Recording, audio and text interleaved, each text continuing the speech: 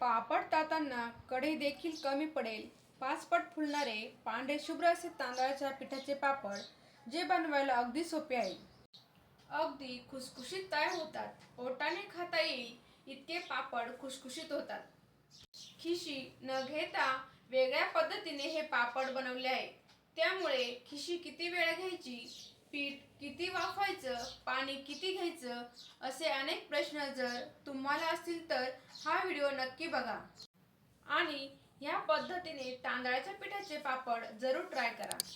इथे मी अर्धा किलो हे तांदळाचं पीठ घेतलेलं आहे.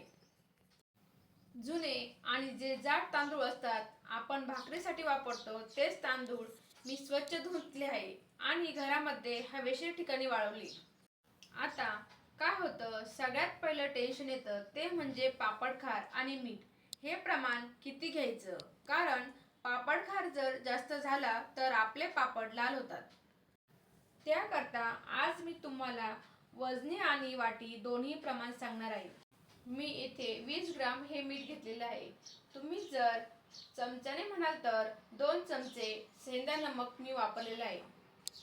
जर तुम्ही टाटा मीठ वापरत असाल तर अर्धा चमचा घ्या. इथे आपण पापडखार घालत आहोत, तर पापडखार आपल्याला हा सुद्धा असा सपाट चमचा घ्यायचा आहे. 1 चमचा पापडखार आहे. आणि वजनी प्रमाणात पाहिलं तर 10 ग्राम पापडखार आहे. यामध्ये अर्धा चमचा जिरे घालायचे आहेत. ते साधे कच्चे जिरे आहेत. अर्धा चमचा पांढरे तीळ घालायचे आहे. तुम्हाला आवडत असेल तर तुम्ही यामध्ये बारीक अर्धा चमचा ओवा घातलात तरीही चालेल. आणि हे आपलं आता पापडाचं प्रीमिक्स बनून तयार झालं आहे. आपल्याला काय होतं, एकाच दिवशी 1 किलोचे पापड बनवायचे शक्य होत नाही. किंवा जर आपण ह्या पापडांच्या पिठापासून वेगवेगळ्या फ्लेवर्सचे सुद्धा पापड बनवून तयार करू शकतो. त्यामुळे हे जर प्रीमिक्स तुमचं तयार असेल तर पालकाचे, टोमॅटोचे किंवा आणखीन काही लाल भोपळ्याचे, कोथिंबीरचे असे विविध फ्लेवरचे पापड तयार करू शकतो. आता यातीलच मी थोडं पिठाचे पापड तयार करणार आहे. त्यामुळे एखाद्या छोट्या भांड्यात घ्यायचं आणि या भांड्यानेच आपल्याला हे पीठ मोजून घ्यायचं आहे. आता ज्या भांड्याने पीठ मोजलं त्याच भांड्याने पाणी मोजायचं आहे. त्याच पातेल्याने आपल्याला बरोबर 1.25 पातेले इतकं पाणी घालायचं आहे. 1 पातेले आणि थोडंसं आणखीन वरती घातलेलं आहे. 1.25 पातेलं हे पाणी आपल्याला असं छान कडकडीत असं उकळी यायला ठेवायचं आहे. पूर्वी काय व्हायचं, सगळं साहित्य या पाण्यामध्ये घातलं जायचं. पण जिरे जर पाण्यात घातले तर रंग सगळा पापडांना पिवळा येतो. त्यामुळे बिनधास्त तुम्ही या पद्धतीने नक्की करू शकता. जेव्हा आपण उकळत्या पाण्यामध्ये पीठ घालतो त्यावेळेस हमखास पिठाच्या अगदी लहान लहान गाठी होतात आणि मग त्या गाठी मोडण्यासाठी बराच वेळ पीठ मळून घ्यायला लागतं. पण या पद्धतीमध्ये बघा, अजिबात एकही गाठ पिठाची होत नाही आणि बघा, भांड्याला सुद्धा जास्तीचं पीठ चिटकत नाही. पण या पद्धतीमध्ये अजिबात कण किंवा एकही पापडाचं पीठ आपलं वाया गेलं नाही. आता इथे मी ओलसर सुती कापडावर हे पीठ असं काढून घेतलं आहे. आता हे असं आपल्याला थोडंसं हलकंसं मळायचं आहे. खरं तर मळण्याची सुद्धा गरज नाही. हे बघा, अजिबात एकही यामध्ये गठुडी तयार होत नसते. पण तरीसुद्धा थोडंसं आपण हे असं थोडं मळून घेणार आहोत. बघा, अर्धा मिनिटसुद्धा मी हे पीठ मळलेलं नाही आहे. सगळं पीठ आपलं तयार झालं आहे आणि कपड्याला अजिबात कुठेही पीठ चिटकलं नाही आहे. अर्धा मिनिटसुद्धा मी पूर्णपणे हे पीठ मळलं नाही आहे. आता याच्या अशा आपल्याला गोल उंडे तयार करून घ्यायचे. त्यानंतर इडली पात्र घ्यायचं किंवा चाळणीमध्ये ठेवू शकता. पातेल्यामध्ये त्यावरती हे उंडे ठेवायचे आहे. या पिठाला थोडीशी वाफ द्यायची आहे. खिशी घेतो त्यावेळेस आपल्याला समजत नाही की किती वेळा पीठ वाफवायचे, त्यामुळे तळाशी पीठ करपलं जातं. आता इथे एका पातेल्यामध्ये मी साधारण 2 इंच पाणी गरम करायला ठेवलं. त्यावर चाळण ठेवली आहे. त्यावर हे पीठ आपल्याला वाफवून घ्यायचे. 5 ते 10 मिनिटासाठी वाफ काढून घ्यायची आहे. मस्त शिजून घ्यायचं आहे. 10 मिनिटानंतर मी गॅस बंद करून घेतलेला आहे. 5 ते 10 मिनिटासाठी मी याची वाफ काढून घेणार आहे. झाकण काढून तुम्हाला दाखवते. मस्त वाफ भरली गेलेली आहे आणि पीठसुद्धा शिजलेलं आहे. तर असं हे ताट घ्यायचं आणि ताटामध्ये एखाद्या कॉटनचा रुमाल ओला करून टाकायचा आहे. पिळून घ्यायचा आणि मग टाकायचा. त्यानंतर असा एक उंडा हा घ्यायचा आहे. बाकीचे उंडे हे झाकून ठेवायचे आहे आणि घेतलेले 2 उंडा या कपड्यामध्ये टाकायचा आहे. बाकीचे पीठ हे झाकून ठेवायचे आहे. खाली कडकडीत असं पाणी असल्यामुळे बऱ्याच वेळासाठी हे पीठ गरम राहतं आणि हे जे पीठ आहे ना, गरम गरम पिठाचे मस्त असे होतात. म्हणून सगळं पीठ एकाच वेळेस काढून ठेवायचं नाही.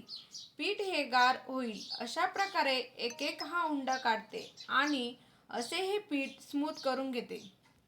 एकटे असाल तर एक एक उंडा काढा आणि मदतीला कोणी असेल तर मात्र तुम्ही त्यानुसार जास्त उंडे काढून अशा प्रकारे स्मूथ करू शकता. रुमालामध्ये आणि असं स्मूथ करून घ्यायचं आहे. ग्लासाने केलं तर ग्लासाला चिटकू शकतं किंवा मॅशरनंही हे पीठ चिटकू शकतं. म्हणून काय करायचं, रुमाल असा पालथा करायचा आणि वरतून हे आपल्याला अशा पद्धतीने चोळायचं आहे. एकदम स्मूथ करून घ्यायचं आहे. साधारण 2 मिनिटासाठी हे असं रगडून घेतलंय. त्यानंतर काढते आणि हाताने असं स्मूथ करून घेते. आता मस्त स्मूथ असा उंडा झालेला आहे. एक सुद्धा यामध्ये गाठ नाही किंवा अजिबात सुद्धा पीठ दिसत नाही. जर का आपण खिशी केली, नवीन शिकव असाल तुम्ही, खिशी प्रत्येकालाही जमत नाही. खिशीमध्ये या गाठी होण्याच्या शक्यता असतात. तर अशी ही खिशी न करता किंवा घाट न करता अगदी परफेक्ट आणि सोपी पद्धत आहे. आता लाट्या करायच्या आहे. तर ज्या साईजच्या तुम्हाला पापड करायचे आहे, थोड्याशा लहान मोठ्या त्यानुसार लाट्या करायच्या आहे. आता हे पीठ जर का व्यवस्थित नाही शिजलं तर पापडाला तडा जाऊ शकता. पीठ शिजलेलं आहे व्यवस्थित हे कसं ओळखायचं, तर असा घेतलेला उंडा हातावरती गोल गोल चोळायचा आहे आणि असा दाबून पाहायचा. बघा कुठेही क्रॅक जात नाही. म्हणजे आपलं हे पीठ आहे ना, पापडांसाठीचं अगदी व्यवस्थित असं शिजलेलं आहे.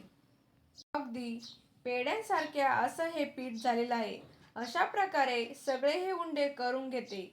असे हे उंडे करून ठेवले ना, एकसारख्या अशा पापड येतो. कुठेही लहान मोठा साईज पापडाची होत नाही. सगळे उंडे करून घेतले आहे. डिंकाच्या पाण्याचा जरी वापर केला तरी चालेल, पण इथे मी या पॉलिथिनच्या पिशवीला तेल लावते.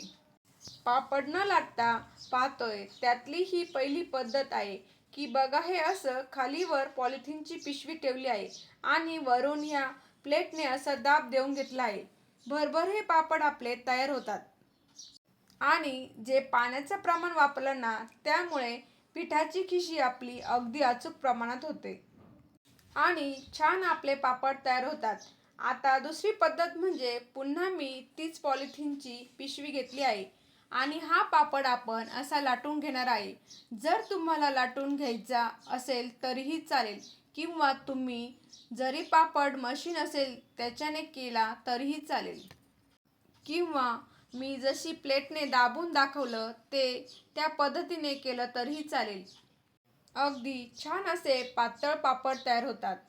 आता इथे हे माझ्याकडे पापड तयार करण्याचं यंत्रसुद्धा आहे. त्यामध्ये सुद्धा मी हे पापड तुम्हाला बनवून दाखवते. बघा, पापड मशीन असेल किंवा गृहउद्योग करणार असेल तर या पद्धतीने मशीनवरच करा की जेणेकरून हवे तेवढे पातळ आपले पापड बनवून तयार होतात.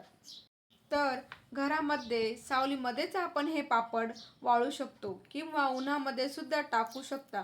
मी सावलीमध्येच हे पापड वाळून घेते.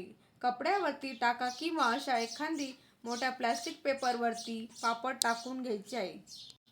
सगळे हे पापड करून घेतलेले आहे. या ठिकाणी तुम्ही पाहू शकता मस्त पातळसर असे हे पापड झालेले आहे. आता हे पापड वाळवायचे कसे, असे हे थोडेसे वाळले की अर्धवट पालथे करून घ्यायचे आहे। अशा प्रकारे हे सगळे पापड हे उलट करून वाळून घेतलेले आहे। पापड हे आपल्याला कडकडीत असे वाळून घ्यायचे आहे। त्यासाठी वाळणीचा पदार्थ आहे हा उन्हामध्ये वाळवणे गरजेचे आहे, म्हणून 2 ते 2.5 तासासाठी उन्हामध्ये वाळून घेतलेले आहे। त्यानंतर तुम्ही पाहू शकतात मस्त असे पापड झालेले आहे। भरपूर आणि अगदी काचेसारखे पातळ मस्त तयार झालेले आहे। आता हे जे पापड आहे ना, मी तुम्हाला तळून आणि भाजून दाखवते। अशा हा पापड तेलामध्ये टाकला ना मस्त लगेचच फुलतो। पापडाच्या आधीची साईजही पाहू शकतात आणि तळल्यानंतरची साईजही पाहू शकतात। 3 ते 4 पटीने जरी म्हटलं तरी हरकत नाही असा हा पापड फुललेला आहे आणि तळल्यानंतर मस्त असा पांढरा शुभ्र हा पापड दिसत असतो। अगदी कढई भरून हा पापड होतो। असाच प्रकारे मी तुम्हाला काही पापड तळून दाखवते, तर एक नाही तर सगळेच पापड असे मस्तही तळले जातात। तुम्हाला जर का तेलकट खायचं नसेल तर हे जे पापड आहे ना हे भाजून खाऊ शकता। अतिशय सोप्या पद्धतीने आणि झटपट असे मस्त हे पापड तुम्ही सुद्धा एक वेळेस नक्कीच करून पहा। पापड बनवण्याची रेसिपी तुम्हाला कुठेतरी आवडलीच तर रेसिपीला एक लाईक करा। चॅनलवरती तुम्ही नवीन असाल तर चॅनलला सबस्क्राईब करा। बाजूलाच घंटीचे बटन आहे ते दाबून ऑल वरती क्लिक करा। धन्यवाद।